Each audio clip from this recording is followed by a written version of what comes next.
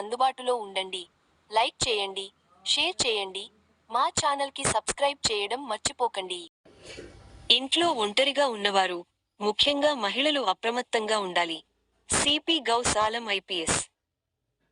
ఇంట్లో ఒంటరిగా నివసించేవారు, ముఖ్యంగా మహిళలు అత్యంత అప్రమత్తంగా ఉండాలని Karimnagar police commissioner CP Ghouse Alam IPS ప్రజలకు సూచించారు. ఇటీవల కరీంనగర్ 3 టౌన్ పరిధిలో ఒంటరిగా నిద్రిస్తున్న మహిళ మెడలో నుండి దుండగులు పుస్తెల తాడును లాక్కెళ్లిన ఘటనను ఆయన ఈ సందర్భంగా గుర్తుచేశారు. 3 టౌన్ ఇన్స్పెక్టర్ జాన్ రెడ్డి సిబ్బంది తక్షణమే స్పందించి నిందితులను పట్టుకుని సొత్తును స్వాధీనం చేసుకున్నారని, నిందితులను జైలుకు పంపించారని సిపి తెలిపారు. ఈ సందర్భంగా సిపి ప్రజలు తీసుకోవాల్సిన జాగ్రత్తలను వివరించారు. నిద్రించే ముందు తలుపు గడియలు సరిగ్గా వేసుకున్నారని నిర్ధారించుకోవాలని సూచించారు.